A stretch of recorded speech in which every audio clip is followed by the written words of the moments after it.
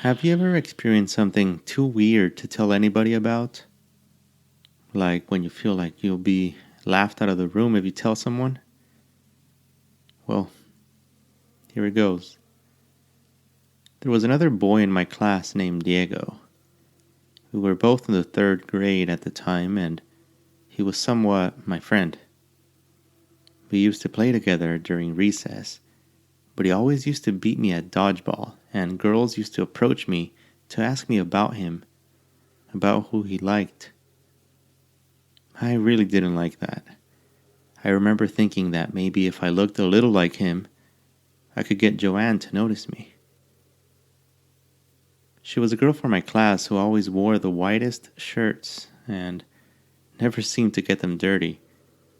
She would sit with her knees close together and she smelled like green apple shampoo.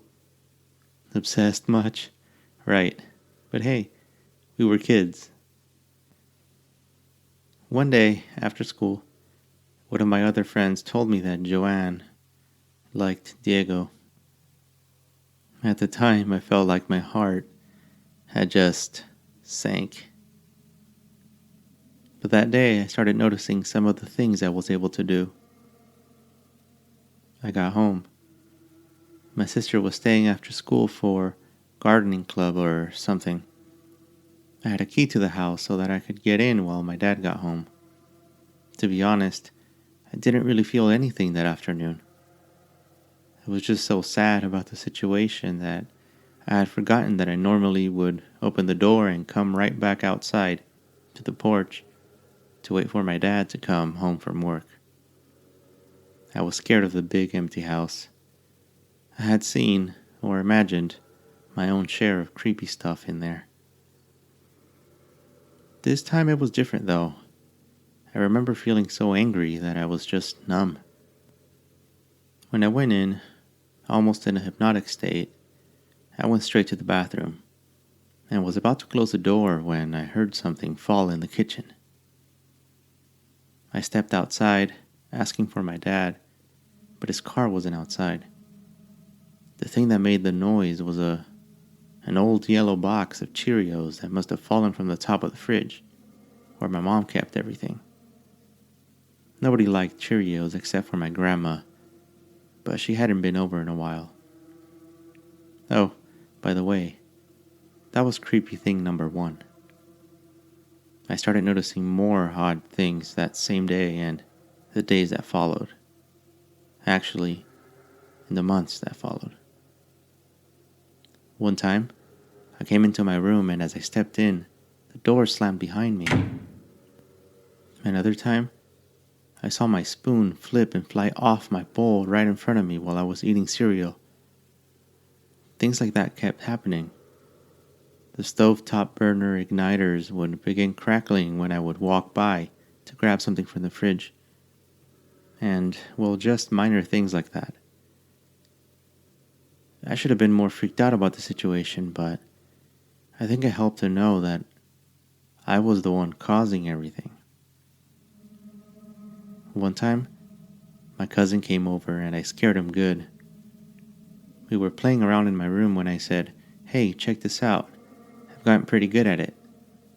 I grabbed the crumbled cheeseburger wrapper and tossed it randomly toward the closet. The paper bounced off the closet door to my table and rolled straight into an open McDonald's paper bag that was on the floor next to it. My cousin's jaw dropped as he stared at me. I could tell he was scared. "What? I can do some more things," I remember telling him. Without waiting for an answer, I said, "I can make the TV turn off. Watch." But before I could even finish saying that, the TV changed channels by itself and into the channel number 3, the one that was static only.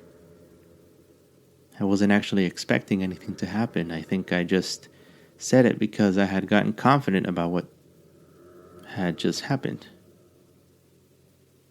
It freaked me out too, so I screamed, and he screamed, and we both ran out of the room. Things like that would keep happening, like my alarm clock buzzing for some reason in the middle of the night. and things like me being able to predict when my dad was about to come home. I was remembering these things about my childhood recently, and I asked my cousin about it, and he claims he remembers the TV thing, but not the rapper incident. We hadn't talked about it in a while, so recently, while we were hanging out at a Starbucks, we Googled some of the things I experienced and discovered that this is actually a fairly common occurrence. Supposedly, young people in a state of strong emotions can make some pretty strange things happen, including moving physical objects or modifying the energy around them. I don't know.